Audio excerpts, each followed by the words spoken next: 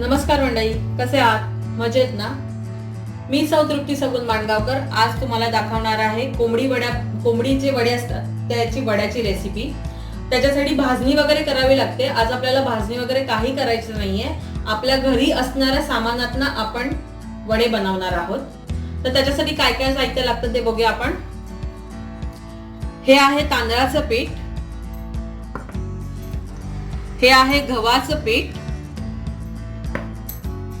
हे आहे ज्वारीचं पीठ, हे आहे बेसन पीठ, त्यानंतर लागणार आहे मेथी, धणे, जिरं, काळी मिरी आणि हळद। साहित्यामधनं आपण वड्याचं पीठ तयार करणार आहोत। आता हे जे आपण घेतलं आहे ह्या पिठांमध्ये हे जे आपण घेतलं आहे मेथी, धणे, जिरं, काळी मिरी हे सगळं भाजून घ्यायचं आहे। भाजून झाल्यानंतर मिक्सरला वाटून घ्यायचंय आणि मग ह्या पिठांमध्ये घालून हळद घालायची आहे, मीठ घालायचं आणि पीठ मळून घ्यायचं आहे। ते मी तुम्हाला मळून झाल्यानंतर दाखवेन। पण अजून एक तुम्हाला सांगायचंय, जर तुमच्याकडे ज्वारीचं पीठ नसेल,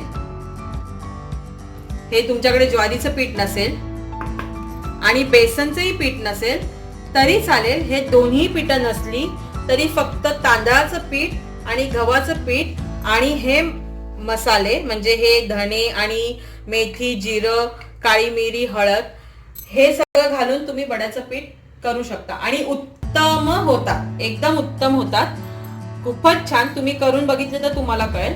आता आपण काय करायचंय, हे जे पीठ घेतली आहेत आपण ही सगळी तांदळाचं पीठ, गव्हाचं पीठ, ज्वारीचं पीठ, बेसन पीठ हे सगळं एकत्र करायचंय।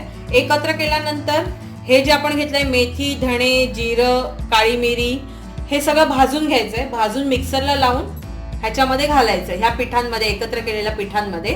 आणि त्याच्यानंतर त्याच्यामध्ये चवीनुसार मीठ आणि हे हळद घालायची आहे आणि पीठ घट्टसर मळून घ्यायचंय आणि घट्ट मळून घेऊन ते अर्धा तास ठेवून द्यायचंय। त्याला तेल लावून चांगलं अर्धा तास ठेवून द्यायचंय की त्याच्यानंतर त्याचे वडे करायला घ्यायचे।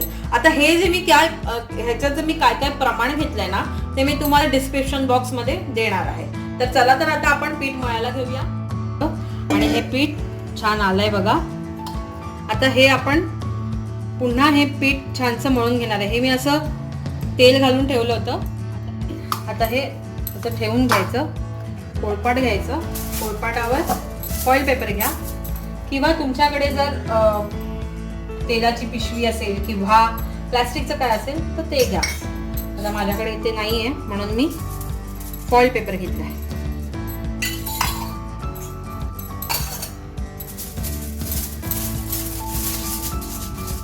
आणि हे तेल आपण पूर्ण या फॉइल पेपरला असं लावून घ्यायचं।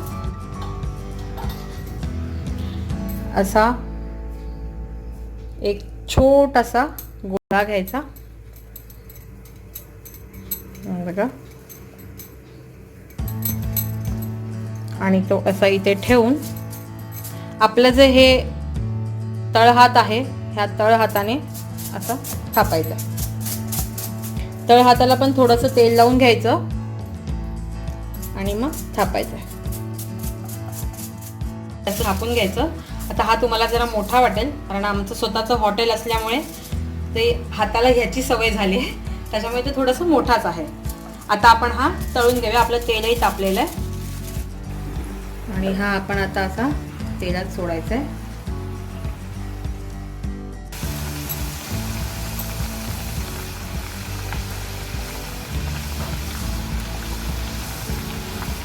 हा असा अलगद अलगद हलवून चांगला शेकून घ्यायचा आहे। आता आपण हा दाबायचा की तो स्वतःहून वर येतो। हे बघा, हे असे वडे छान फुगतात दाब दिल्यानंतर। मग आपण थोडं पलटी मारायचं। अजून वडा पूर्णपणे फ्राय झालेला नाहीये, इथे थोडासा अजून कलर यायला पाहिजे। आता आपण हा काढूया।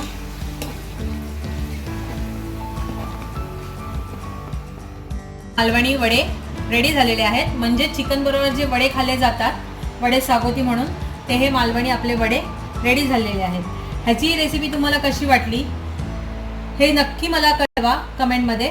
आणि खरंच करून बघा सोप्या पद्धतीने, जास्त सामानही नाही आहे, तुम्हाला भाजणी करायची गरज नाही आहे, ते तुम्ही घरच्या घरी करू शकता आहे त्या सामानात आणि खूप छान होतात. तुम्ही मला नक्की करून झाल्यानंतर नक्की कमेंटमध्ये सांगा. धन्यवाद.